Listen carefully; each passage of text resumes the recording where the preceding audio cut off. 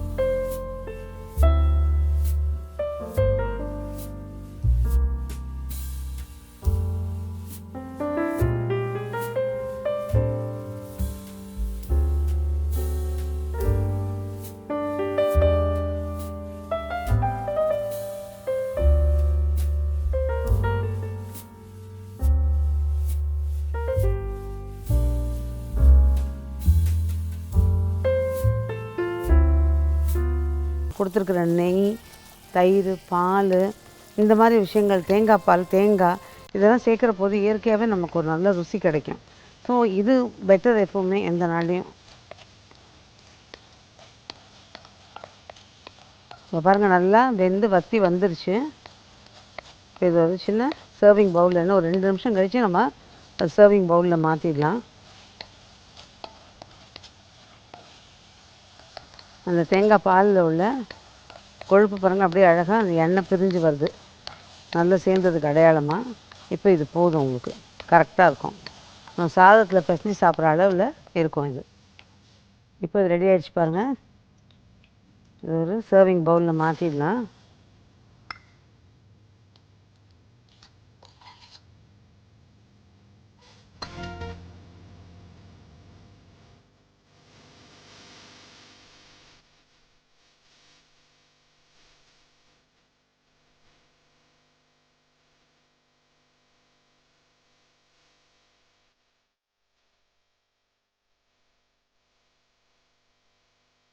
ஸ்ரீலங்கன் டிஷ்ஷான பாவக்காய் சம்பல் எப்படி பண்ணுறதுங்கிறத பார்த்தோம் இல்லையா? இப்போ அடுத்து பார்க்க போகிறது புளியானம். ஆனால் அதை பார்க்குறதுக்கு முன்னாடி ஹட்சன் கர்ட் வழங்கும் அறுசுவை தனிசுவை நிகழ்ச்சியில் ஒரு சின்ன பிரேக்.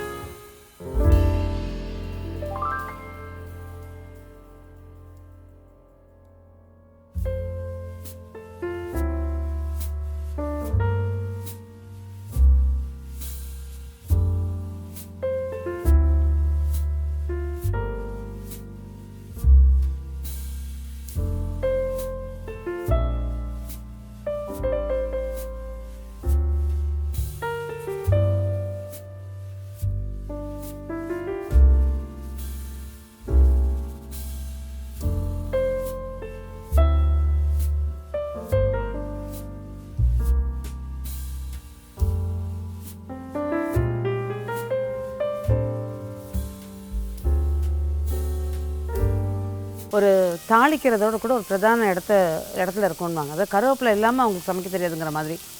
அடுத்தது கொத்தமல்லி இல்லைன்னா கூட அவங்க எந்த குழம்பும் எல்லாம் வச்சுருவாங்களாம். ஆனால் கருவேப்பிலை கட்டாயம் வேணும்.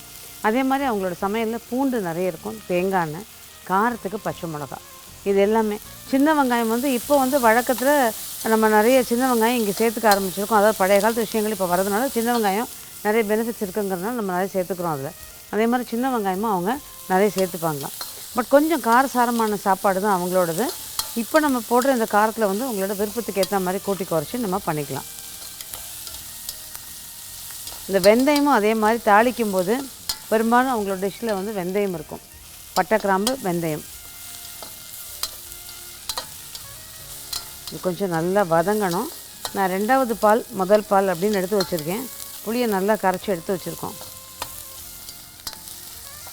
இப்போ பார்த்திங்கன்னா கடைகளில் கிடைக்கிற புளியெல்லாம் பார்த்திங்கன்னா நம்ம ரொம்ப விலை கொடுத்து கொஞ்சம் பெரிய கடைகள் அப்படின்னு வாங்குற போது ஓரளவுக்கு மண் ரொம்ப ரொம்ப கம்மியாக இருக்கும். சாதாரணமாக நம்ம வாங்குகிற புளியெல்லாம் பார்த்திங்கன்னா நிறைய புளிக்கொட்டை, அதுக்கப்புறமா மண், இந்த புளிக்கோதுன்னு சொல்லுவாங்க, அந்த காம்பு பகுதி, இதெல்லாம் நிறைய இருக்கும். குறிப்பாக நம்ம வந்து அந்த காம்பு பகுதியோ அந்த இது புளியங்கொட்டையை பற்றியோ நம்ம கவலைப்பட வேண்டாம். ஆனால் மண் அதை கரைச்சி வடிகட்டி அப்படியே வச்சுட்டு, அல்லது கரைச்சி நல்லா வச்சுட்டு எந்த டிஷ்க்கு ஊற்ற போகிறீங்களோ அப்போ ஒரு வடிகட்டியில் வச்சு வடிகட்டி ஊற்றுனீங்கன்னா அந்த மண் கீழ் தங்கிடும். இல்லைன்னா அந்த புளியோடு சேர்ந்து அந்த மண் வரும்போது நம்ம செய்கிற அந்த டேஸ்ட்டை அது அப்படியே கெடுத்துரும்.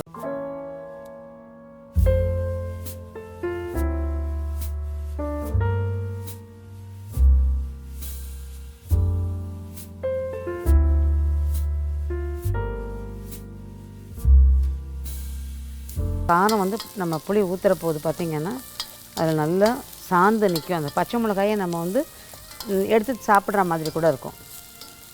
இப்போ இதை புளி கரைச்சி வச்சுருக்கேன், இதை வடிகட்டி ஊற்றிடலாம்.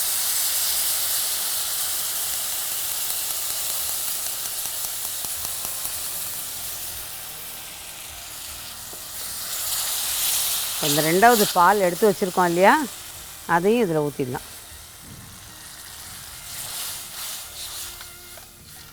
இதை கொஞ்சம் கைவிடாமல் நம்ம கிளறிட்டே இருக்கணும். உப்பு இது கொஞ்சம், ஏன்னா எந்த காய் சேர்மானத்துக்குன்னு பார்த்திங்கன்னா ஒரு அரிசி மாவு, கடலை மாவு, அந்த மாதிரி விஷயங்கள், அதாவது திக்கனிங் ஏஜென்ட்னு சொல்லுவாங்க இல்லையா, அதெல்லாம் எதுவும் கிடையாதுங்கிறதுனால உப்பு ரொம்ப கவனமாக பார்த்து போடணும். ஏன்னா உப்பு அதில் ரொம்ப இழுக்காது.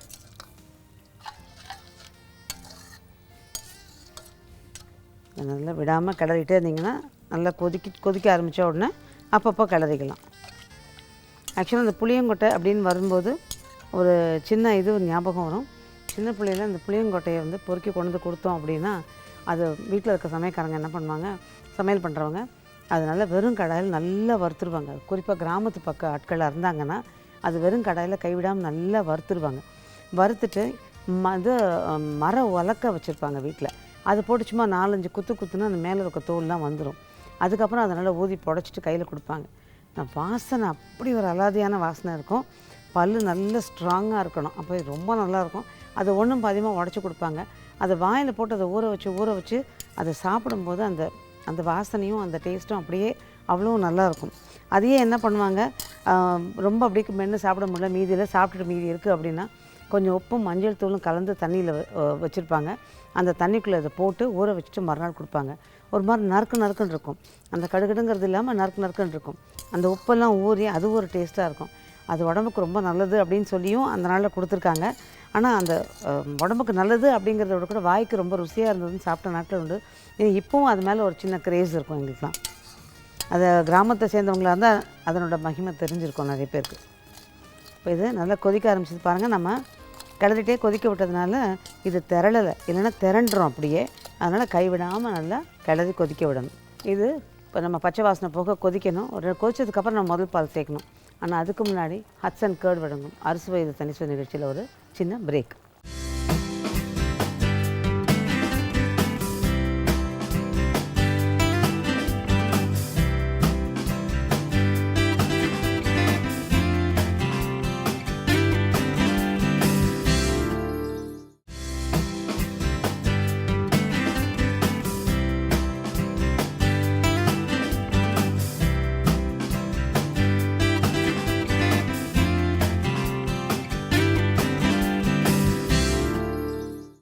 Welcome back to Hatsun curd வழங்கும் அறுசுவை இது தனிசுவை. புளியாண்ணம் ஒரு ஸ்ரீலங்கன் டிஷ். அது எப்படி பண்ணுறதுங்கிறத பார்த்துக்கிட்டு இருந்தோம். இப்போ பார்த்திங்கன்னா நம்ம புளி ஊற்றி நல்லா அதை வதக்கி விட்டுட்டு புளி ஊற்றி கொதிச்சுட்டு இருந்தது. தேங்காய் பால் ஊற்றி அதையும் சேர்த்து நல்லா கொதிக்க விட்டுருக்கோம். இப்போ பார்த்திங்கன்னா இந்த தேங்காய் பால் ஊற்றி கொதித்தது வந்து திரளாமல் கொதிக்க காரணம் நம்ம கைவிடாமல் கிளறிட்டு இருந்தோம். நான் ஊற்றிருந்தது 2வது தேங்காய் பால். இப்போ பார்த்திங்கன்னா நான் முதல் பால் ஊற்ற போகிறேன்.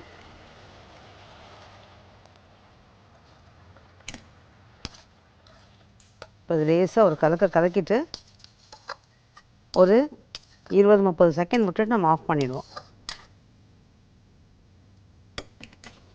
இப்போ இதை அடுப்பு ஆஃப் பண்ணிடுறேன். லாஸ்ட்டில் கருவேப்பிலை கொஞ்சம், ஒரு நல்ல வாசனை கொடுக்கும் அந்த லாஸ்ட்டில் போடுறது கருவேப்பிலை. இப்போ இது ஒரு சர்விங் பவுலில் எடுத்துடலாம். இது ஆக்சுவலாக நம்ம சாதம், இடியாப்பம் எல்லாத்துக்கும் தொட்டுக்கலாம். இட்லிக்கெல்லாம் அவ்வளோ நல்லா இருக்காது. இடியாப்பம் ஏன்னா இந்த இட்லிலாம் வந்து ஏற்கனவே இயற்கையாக அதுக்கே உள்ள ஒரு புளிப்பு இருக்கும் இல்லையா, அந்த புளிப்போடு இந்த புளிப்பு சேரும்போது அவ்வளோ டேஸ்டியாக இல்லை. மேபி அது அவங்க எப்படி சாப்பிட்றாங்க, நம்ம சாதத்தோடு சாப்பிட்றாங்கன்னு தெரியும். ஆனால் அந்த இட்லி இதோடு சாப்பிட்றாங்களா இல்லை, இடியாப்பம் சாதத்தோடு ரொம்ப நல்லாயிருக்கும். நாங்கள் ஸோ இது இட்லிக்கும் ட்ரை பண்ணலான்னு சொல்லிட்டு அதுக்கும் ட்ரை பண்ணும்போது எனக்கு இட்லியோட கூட அவங்க சாப்பிட்ற மாதிரி சாதம் இடியாப்பம் ரெண்டுத்துக்குமே ரொம்ப நல்லா இருந்தது.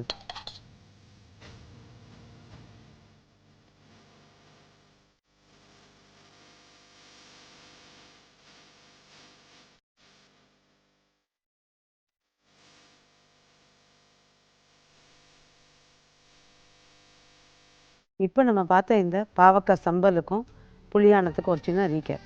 இந்த பாவக்காய் சம்பலுக்கு பார்த்திங்கன்னா ஒரு பாத்திரத்தில் பாவக்காய் போட்டு உப்பு மிளகாத்தூளை போட்டு நல்லா பெசரிட்டு காயிற எண்ணெயில் கொஞ்சம் கொஞ்சமாக போட்டு நல்லா பொரித்து எடுத்து வச்சுக்கணும். ஒரு கடாய் காய வச்சு தேங்காய் எண்ணெய் ஊற்றி அது காஞ்சதும் அதில் வெங்காயம், பூண்டு, பச்சை மிளகாய், கருவேப்பிலை போட்டு ஒரு சிட்டிகை உப்பும் சேர்த்து நல்லா வதக்கிடணும்.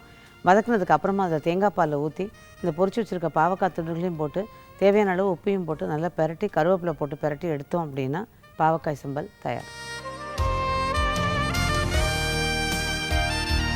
அடுத்தது இந்த புளியானத்துக்கு பார்த்திங்கன்னா ஒரு கடாய் காய வச்சு அதில் தேங்காய் எண்ணெய் ஊற்றி கடுகு, வெந்தயம் தாளிச்சிட்டு வெங்காயம், பூண்டு, சிட்டிகை உப்பு, பச்சை மிளகாய், கருவேப்பிலை இதெல்லாம் சேர்த்து நல்லா வதக்கிட்டு கரைச்ச புளியை வடிகட்டி அதில் ஊற்றி ஒரு 2 நிமிஷம் கொதிச்சதுக்கப்புறமா 2வது பாலையும் ஊற்றி கைவிடாமல் கிளறி அது நல்லா கொதிச்சதுக்கப்புறமா முதல் பாலை ஊற்றி அதுக்கப்புறமா மெதுவாக ஒரு 20 செகண்ட் கொதிக்க விட்டு இறக்கணும் அப்படின்னா புளியாண்ணம் தயார். இன்றைக்கி பார்த்த இந்த 2 ஸ்ரீலங்கன் டிஷ், ஒன்று பாவக்காய் சம்பல், அடுத்தது புளியாண்ணம். இது ரெண்டுமே சாதத்துக்கான ஒரு நல்ல டிஷ்ஷு. அதாவது எப்போ பார்த்தாலும் சாம்பார், குழம்பு, ரசம் எப்போ நம்மளோட மெனுவில் ரெகுலராக இருக்கக்கூடிய மெனுவிலேருந்து ஒரு சின்ன மாறுதலுக்காக இன்றைக்கி நம்ம பார்த்த டிஷ்ஷை பண்ணி பாருங்கள். அது எல்லாருக்குமே கட்டாயம் அந்த டேஸ்ட்டும் பிடிக்கும், அந்த வாசனையும் பிடிக்கும். மீண்டும் ஹட்சன் கர்ட் வழங்கும் அறுசுவை இது தனிசுவை நிகழ்ச்சியில் வரும் வாரமும் உங்களை சந்திக்கிறேன். நன்றி, வணக்கம்.